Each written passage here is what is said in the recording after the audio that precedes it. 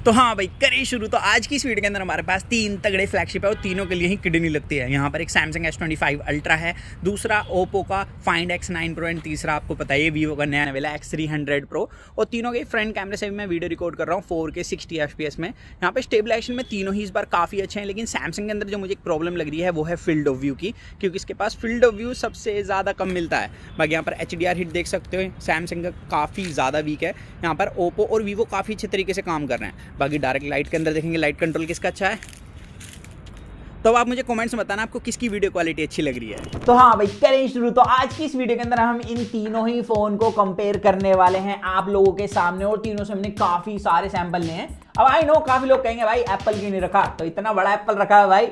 अबे साले आईफोन से हम ऑलरेडी एक कंपैरिजन कर चुके हैं, आप चेकआउट करना हमारे चैनल पर, हमने चाइनीज यूनिट के साथ करा था। अब इस वीडियो के अंदर हमने ये देखा कि फ्रंट कैमरा में यहाँ पर ओप्पो और वीवो के पास 50 मेगापिक्सल का कैमरा है, सैमसंग के पास 12 मेगापिक्सल का है, लेकिन तीनों ही 4K 60 FPS में फ्रंट से वीडियो रिकॉर्ड कर सकते हैं। एंड यहाँ पर वीडियो रिकॉर्डिंग के टाइम पर हमेशा की तरह इस बार भी सैमसंग के पास जो कलर्स हैं वो थोड़े से अंडर एक्सपोज हैं, ये थोड़े से डल करके रखता है कलर्स को। वीवो के अंदर कलर्स काफी अच्छे हैं, लेकिन इसमें स्किन टोन थोड़ा सा पेल हो जाता है और ब्लैक पार्ट थोड़ा सा कॉन्ट्रास्टी भी है। वहीं पर जो ओप्पो है इसके अंदर थोड़ा सा व्हाइटनेस ज्यादा देखने के लिए मिलती है, मतलब ओवरऑल वीडियो थोड़ी ज्यादा व्हाइट हो जाती है। बट यहां पर कमाल की बात है, जैसे आप अपोजिट लाइट जाओगे HDR हिट यहाँ पर ओप्पो और वीवो का काफी ज्यादा अच्छा है। सैमसंग को यहाँ पर एक्चुअली S26 अल्ट्रा में काम करने की जरूरत है, क्योंकि यहाँ पर काफी ज्यादा हेजीनेस ऐड हो जाती है। यहाँ पर फ्रंट कैमरा वीडियो क्वालिटी में आप बताना आपको कलर्स के हिसाब से ओप्पो और वीवो में से किसकी वीडियो क्वालिटी अच्छी लगी। मुझे दोनों ही काफी ज्यादा इंप्रेसिव लगी है। अब इसके बाद पोर्ट्रेट वीडियो मोड के अंदर भी वीवो के पास एक एडवांटेज आती है कि ये 4K 60 FPS में पोर्ट्रेट वीडियो रिकॉर्ड कर सकता है। बाकी सैमसंग और ओप्पो सिर्फ 4K 30 FPS में।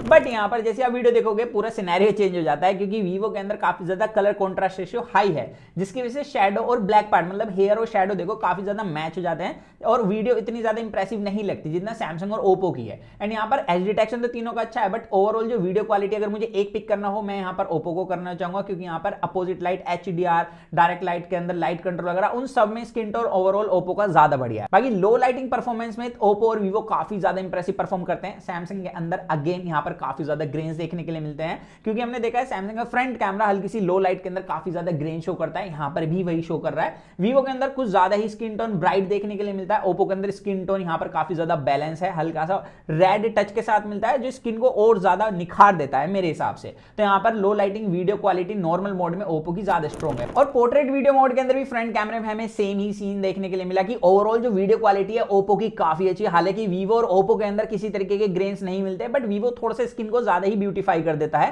सैमसंग का स्किन टोन अच्छा है, बट यहाँ पर ग्रेन्स काफी ज्यादा है, जिसकी वजह से कतई भी मैं सैमसंग तो आपको सजेस्ट नहीं कर सकता। बाकी यहाँ पर लो लाइटिंग परफॉर्मेंस बैक कैमरे की बताने से पहले मैं आपको बता दूं, यहाँ पर सैमसंग के पास 200 मेगापिक्सल का मेन कैमरा है, वीवो और ओप्पो के पास 50 मेगापिक्सल का मेन कैमरा है। अल्ट्रा वाइड तीनों के पास ही 50 मेगापिक्सल का मिलता है। सैमसंग के पास यहाँ पर 2 टेलीफोटो लेंस है, एक 10 मेगापिक्सल का 3x टेलीफोटो, एक 50 मेगापिक्सल का 5x periscope camera sensor. Oppo और वीवो के पास वहीं पर 200 मेगापिक्सल का टेलीफोटो लेंस मिलता है, वीवो के पास 3.7x के साथ, ओप्पो के पास 3x के साथ। अब यहाँ पर हमने वीडियो रिकॉर्ड करी लो लाइट के अंदर तीनों के ही मेन कैमरा से। यहाँ पर तीनों में ही आप 4K 120 FPS में वीडियो रिकॉर्ड कर सकते हो, बट यहाँ पर ओप्पो का फोन इकलौता है जो 8K वीडियो की शक्ति के साथ नहीं आता। अब यहाँ पर हमने तीनों में ही 4K से वीडियो रिकॉर्ड करी है, जिसके अंदर लो लाइटिंग परफॉर्मेंस में स्किन टोन, बैकग्राउंड टेक्सचर यहाँ पर आप साफ तौर पर देख सकते हो। वीवो काफी अच्छे कलर्स डिटेल शो करता है, सैमसंग के अंदर काफी हेजीनेस मिलती है।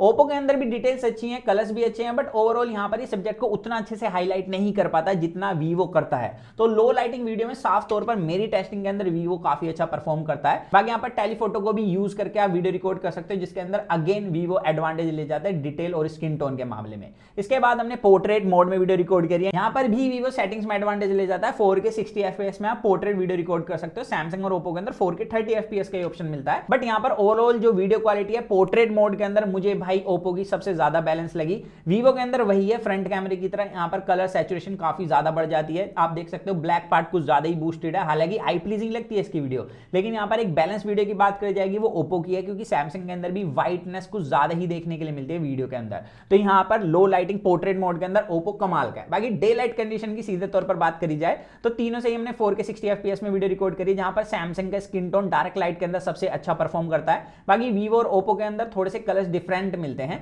यहाँ पर आप देख सकते हो। लेकिन जैसे ही आप जाओगे अपोजिट लाइट, यहाँ पर वीवो का HDR सबसे अच्छा परफॉर्म करता है, ये चीज आप यहाँ देख सकते हो। सैमसंग के अंदर ग्रेन्स काफी ज्यादा मिलते हैं day light condition opposite light के अंदर और ऊपर से एक हेजीनेस भी ऐड हो जाती है। ओप्पो के अंदर काफी बैलेंस है, लेकिन वीवो सबसे बढ़िया तरीके से बैकग्राउंड को कंट्रोल करके रखता है और सब्जेक्ट को भी वेल हाईलाइटेड रखता है। बाकी अगर आप एक कंट्रोल लाइट एनवायरनमेंट में आओगे तो वहां पर काफी ज्यादा मिक्स रिजल्ट है। मेरे को तीनों लगभग इक्वल से लगे, तो आप कमेंट्स में बताना कि आपको किसकी वीडियो क्वालिटी अच्छी लग रही है कंट्रोल लाइट एनवायरनमेंट में। बाकी टेलीफोटो से जूम करके भी आप डे लाइट में वीडियो रिकॉर्ड कर सकते हो, जिसके अंदर मैक्सिमम जूम कैपेबिलिटी वीवो के पास मिलती है और डिटेल्स भी।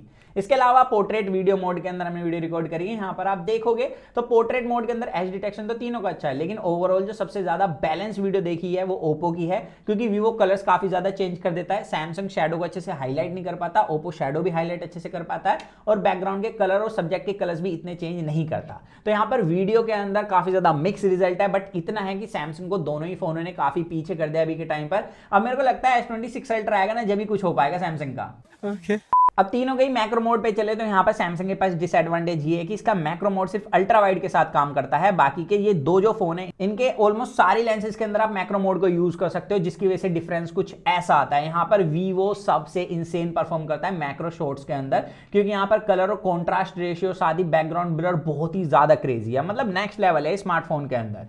इसके अलावा यहाँ पर अगर आप ह्यूमन की फोटो क्लिक करोगे अपोजिट लाइट 1x के अंदर, तो सबसे पहले बता दूं तीनों के पास ही आपको 4 मोड मिलते हैं। अल्ट्रा वाइड को हटा के अल्ट्रा वाइड ऐड करोगे तो 5 मोड हो जाएंगे नॉर्मल फोटोज के लिए। अब वीवो यहाँ पर सबसे बैलेंस परफॉर्म करता है अपोजिट लाइट। यहाँ पर आप सब्जेक्ट देख सकते हो, स्किन देख सकते हो, काफी अच्छे से हाईलाइटेड है। ओप्पो के अंदर ओवर हाईलाइट की हुई है इसने स्किन, हालांकि जो जैकेट है उसके जो कलर्स हैं वो ओप्पो के अंदर काफी अच्छे हैं, बट सैमसंग ने काफी ज्यादा हेजीनेस शो करी है और ये हर अपोजिट लाइट शॉट के अंदर आपको देखने के लिए मिलेगा। लेकिन सैमसंग जहां अच्छा परफॉर्म करता है वो है डायरेक्ट लाइट के अंदर।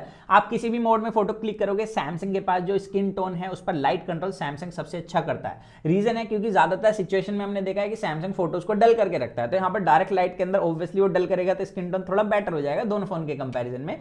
बाकी यहाँ पर अगर डिटेल्स की बात करी जाए वहां पर ओप्पो सबसे बढ़िया परफॉर्म करता है। इसके अलावा अदर मोड्स के अंदर भी हमने फोटोज क्लिक करी जिसके अंदर सेम ही रिजल्ट्स थे कि भाई सैमसंग के अंदर अपोजिट लाइट परफॉर्मेंस काफी बेकार है, लेकिन डायरेक्ट लाइट परफॉर्मेंस काफी अच्छी है, और वीवो के पास अपोजिट लाइट परफॉर्मेंस अच्छी है, लेकिन डायरेक्ट लाइट परफॉर्मेंस में ओप्पो और वीवो का थोड़ा सा स्किन टोन चेंज हो जाता है। बाकी पोर्ट्रेट मोड की बात करेंगे जहां पर वीवो के पास सबसे ज्यादा एडवांटेज है, क्योंकि इसके पास आपको 5x मोड तो नहीं दिया, लेकिन आप डिजिटली जूम करके 135 mm तक फोटो क्लिक कर सकते हो, और ओप्पो के अंदर सिर्फ 3 मोड मिलते हैं। हालांकि इसके अंदर भी आप टैप करके और भी एक्स्ट्रा मोड यूज कर सकते हो, बट यहां पर आपको सिर्फ 3x लास्ट मोड मिलता है। वहीं पर सैमसंग के पास 5x टेलीफोटो तक यूज कर सकते हो पोर्ट्रेट मोड के अंदर। अब हमने 1x में फोटो क्लिक करी पोर्ट्रेट मोड के अंदर, एज डिटेक्शन तीनों का काफी अच्छा है इस डिस्टेंस से, लेकिन यहां पर वीवो के अंदर कलर्स थोड़े से चेंज हो जाते हैं जो आई प्लीजिंग बनाते हैं फोटो को। बट ओप्पो के पास क्या है कि ओप्पो स्किन टोन को काफी ज्यादा वाइट कर देता है, जिसकी वजह से मेरे को स्किन टोन उतना अच्छा नहीं लगा। अब यहां पर बैलेंस स्किन टोन की बात आएगी तो मुझे सैमसंग का लगा इस सिचुएशन में,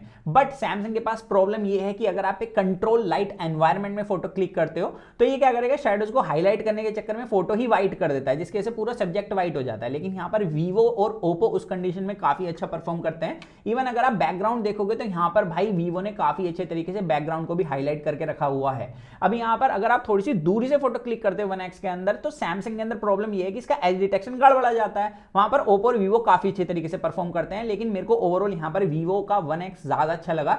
रीजन क्लियर है, क्योंकि इसका स्किन टोन ओवर वाइट नहीं होता, ओप्पो ओवर वाइट कर देता है, और सैमसंग के अंदर स्किन टोन तो अच्छा है लेकिन ओवरऑल फोटो इतनी अच्छी नहीं निकल कर आती। बाकी यहां पर हम 2x पर गए जिसके अंदर हमने अगेन सेम ही चीजें देखने के लिए मिली। अब 2x के अंदर सीधे तौर पर जो वीवो है उसका जो पोर्ट्रेट मोड के अंदर एज डिटेक्शन है वो काफी अच्छा है, सैमसंग का काफी वीक परफॉर्म करता है इन तीनों के ही बीच में। और सैमसंग के अंदर हमें फोकस हंटिंग इशू भी मिले हैं 1x और 2x मोड के अंदर। बाकी यहां पर आप देख सकते हो एज डिटेक्शन में कितनी प्रॉब्लम है, सैमसंग के साथ ही एक सॉफ्टनेस भी ऐड हो जाती है फोटो के अंदर, जो कि आपको वीवो और ओप्पो के अंदर नहीं मिलेगी। सबसे बढ़िया डिटेल्स यहां पर ओप्पो शो करता है हर एक मोड में, ये चीज आप क्लियरली देख सकते हो फोटो के अंदर। इसके अलावा ऐसा नहीं है वीवो और ओप्पो आपको बिल्कुल परफेक्ट फोटो दे रहे हैं, बेसिकली ये भी ब्यूटीफाई करते हैं। यहां पर आप स्किन टोन देख सकते हो, लेकिन दोनों का अलग अलग टोन है। ओप्पो एक हल्का सा रेड टोन ऐड करके रखता है, वीवो एक कूल टोन ऐड करके रखता है, जो कि अलग अलग लोगों को अलग अलग चीजें पसंद है। बाकी यहां पर आप देखोगे तो पोर्ट्रेट मोड के अंदर एज डिटेक्शन ओप्पो और वीवो का बिल्कुल टक्कर का है, लेकिन यहां पर सैमसंग इनमें सबसे कमजोर परफॉर्म करता है। एंड यहां पर वीवो के पास एडवांटेज ये है कि आपको फोटो अलग से एडिट करने की जरूरत नहीं है। हालांकि इसके अंदर अलग अलग फिल्टर मिलते हैं जिनको आप और भी यूज कर सकते हो, ओप्पो के अंदर भी हैं, लेकिन ओप्पो के फिल्टर्स हमें इतने अच्छे नहीं लगे क्योंकि ड्रीम इफेक्ट सा शो करते हैं, जो मुझे पर्सनली उतने पसंद नहीं है। बाकी आप अपनी ओपिनियन जरूर बताना कि आप जायज के फिल्टर पसंद करते हो, हैजलब्लाड के फिल्टर पसंद करते हो कमेंट्स में। और तीनों के जब आप 3x मोड से फोटो क्लिक करोगे एक चीज तो क्लियर है भाई, वीवो बिल्कुल डीएसएलआर लाइक इफेक्ट इफेक्ट देता है। एक तो इसके अंदर फील्ड ऑफ व्यू आप देख सकते हो, बैकग्राउंड ब्लर बहुत ज्यादा क्रेजी है, एक एक हेयर से एज डिटेक्शन काफी अच्छे से की गई है। यहाँ पर सैमसंग की एज डिटेक्शन अभी के टाइम पर उतनी स्ट्रॉन्ग नहीं रही है, S26 अल्ट्रा का हम वेट करेंगे यहाँ पर कंपैरिजन करने के लिए, और बट स्टिल यहाँ पर जो ओप्पो है ये वीवो को टक्कर दे देता। बट ओप्पो के अंदर लगता है कि आपने फोटो भाई फोन से ही क्लिक करी है, कैमरा से नहीं क्लिक करी, क्योंकि इसके अंदर फील्ड ऑफ व्यू उतना अच्छा नहीं मिलता है जितना वीवो आपको देता है। लेकिन वीवो के अंदर वही है कि अगर आप शैडो में आ जाओगे इस कंडीशन के अंदर तो स्किन को थोड़ा चमकाने पर फोकस करता है, बट स्टिल यहाँ पर ओप्पो के कंपैरिजन में थोड़ा कम ही चमका रहा है। बट ओप्पो के अंदर जैसे मैंने बताया एक रेड टोन मिलता है, वीवो के अंदर आपको एक कूल टोन मिलता है, किसी किसी सिचुएशन में एक वार्म टोन भी मिलता है। ये चीज आप यहाँ पर क्लियरली देख सकते हो। यहाँ पर सबसे ज्यादा अगर स्टेबल किसी का स्किन टोन है तो वो सैमसंग है, बट सैमसंग के अंदर काफी सारी प्रॉब्लम यही है कि एक तो इमेज पूरी सॉफ्ट हो जाती है, एज डिटेक्शन उतना स्ट्रॉन्ग नहीं है 3x 2x मोड के अंदर, और ये चीज आपको हर एक फोटो के अंदर फील भी होगी। बाकी साइड से अगर लाइट आती है तो इस सिचुएशन के अंदर सैमसंग और वीवो काफी अच्छे तरीके से लाइट कंट्रोल करते हैं, ओप्पो उतने अच्छे तरीके से नहीं कर पाता, और ओप्पो के पास उस कंडीशन में एक सॉफ्टनेस भी मिलती है। अब ओप्पो के पास आपको 3x मोड ही मिलता है लास्ट, लेकिन वीवो और सैमसंग के पास आप 5x जूम करके फोटो क्लिक कर सकते हो। वीवो में डिजिटली यूज कर रहा है, लेकिन सैमसंग के पास डेडिकेटेड आपको लेंस दिया गया, मतलब कैमरा मिलता है। अब इसके बाद भी यहां पर आप देखोगे एज डिटेक्शन वीवो का काफी सॉलिड है, और डिटेल्स भी वीवो के पास ज्यादा अच्छी मिलती हैं। यहाँ पर स्किन टोन टोटली आप पर डिपेंड करेगा, बट अगर आपको एक सिनेमैटिक स्किन टोन चाहिए, वीवो डेफिनेटली यहाँ पर एक सिनेमैटिक स्किन टोन ऑफर करता है, थोड़ा सा ब्यूटीफाई भी करता है, लेकिन सैमसंग आपको एक बैलेंस स्किन टोन प्रोवाइड कराता है। अगर आपको फोटो एडिट करना पसंद है तो उस सिचुएशन में आपको सैमसंग पसंद आ सकता है, लेकिन यहाँ पर डिटेल्स वीवो के पास ज्यादा अच्छी मिलती है, जिसकी वजह से एडिटिंग के कॉर्नर्स वीवो के पास थोड़े ज्यादा बढ़ जाते हैं। बाकी यहाँ पर सैमसंग के पास और वीवो के पास 100x जूम मिलता है, ओप्पो के पास 120x जूम मिलता है, एंड यहाँ पर भाई वीवो की जो शार्पनेस है सबसे ज्यादा खतरनाक है। बेसिकली वीवो करता क्या है, जब ये पोस्ट प्रोसेस करता है फोटो को तो इसके अंदर जितनी भी नॉइस होती है फोटो में ही उसको बिल्कुल खत्म कर देता है। ओप्पो उतने अच्छे से नहीं कर पाता, और सैमसंग में तो अभी ये चीज हो ही नहीं रही है ढंग से, ये चीज आप क्लियरली देख सकते हो। बाकी अल्ट्रा वाइड के मामले में मुझे ओप्पो सबसे बैलेंस लगा, क्योंकि आप किसी भी कंडीशन में देखोगे ओप्पो के कलर्स काफी ज्यादा कंसिस्टेंट है, चाहे डायरेक्ट लाइट अपोजिट लाइट, यहाँ पर देखने में अलग ही पता लगता है कि ओप्पो की फोटो सबसे बढ़िया है अल्ट्रा वाइड में। अब इसके अलावा यहाँ पर अगर लो लाइट परफॉर्मेंस की बात करी जाए, यहाँ पर भी मुझे ओप्पो काफी ज्यादा अच्छा लगा, because of skin tone, because of details. यहाँ पर वीवो के पास भी डिटेल अच्छे हैं, लेकिन वीवो थोड़ा सा ब्यूटीफाई करने की वजह से मेरे को स्किन टोन उतना अच्छा नहीं लगा, और सैमसंग के अंदर तो अलग ही व्हाइट सी इमेज मिलती है। लेकिन ओप्पो के पास प्रॉब्लम वही है कि इसके पास 3x टेलीफोटो मिलता है, वहीं पर वीवो और सैमसंग के पास आपको 5x मोड मिलता है पोर्ट्रेट मोड के अंदर, जिसकी वजह से लो लाइट में अगर आप सिनेमैटिक फोटो लेना चाहते हो कुछ इस तरीके की, तो वहां पर वीवो सबसे ज्यादा शार्प और सबसे ज्यादा बढ़िया फोटो क्लिक करके देता है। बाकी मून की अगर फोटो क्लिक करोगे ओप्पो की शार्पनेस सबसे बढ़िया है, इवन अगर आप डिजिटली जूम करके फोटो क्लिक कर रहे हो बिल्डिंग वगैरह की, वहां पर भी ओप्पो के पास जो इमेज क्वालिटी है वो सबसे बढ़िया मिलती है, लेकिन वीवो के पास नॉइस सबसे कम है, ये चीज आपको यहां देखने के लिए मिलेगी साफ तौर पर। अब इसके अलावा अगर आप एक्सट्रीम लो लाइट में नाइट मोड यूज करके फोटो क्लिक करोगे, आप कहोगे अरे भाई यहां तो सैमसंग जीत गया, लेकिन भाई सैमसंग ने सिर्फ एक्सपोजर अप करके फोटो को ब्राइट करा है, लेकिन अगर आप डिटेल्स की बात करोगे यहां पर वीवो क्लियरली एडवांटेज ले जाएगा एक्सट्रीम लो लाइट कंडीशन के अंदर। एक इमेज नहीं मल्टीपल इमेज के अंदर हमने सेम चीज देखी है। इवन जैसे कि वीवो भाई जाइस के साथ आता है, तो यहां पर फ्लेयर कंट्रोल भी वीवो के पास सबसे कम मिलता है इन तीनों ही फोन में।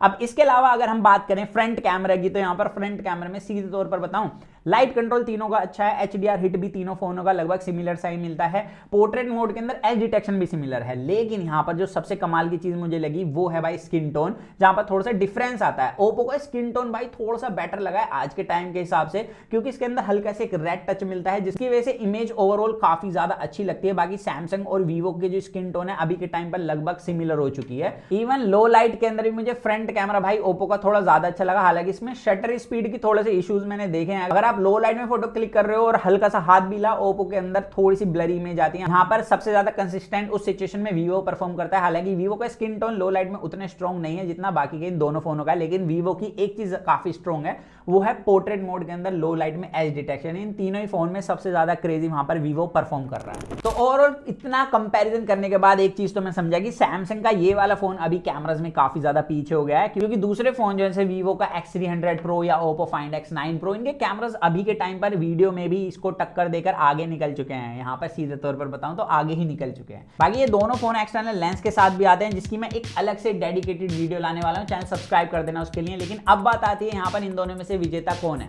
तो अगर आपको फ्रंट कैमरे से मतलब है, फोटोज क्लिक करनी है बढ़िया बढ़िया स्किन टोन के साथ, तो यहाँ पर डेफिनेटली ओप्पो का फ्रंट कैमरा स्किन टोन काफी ज्यादा क्रेजी है।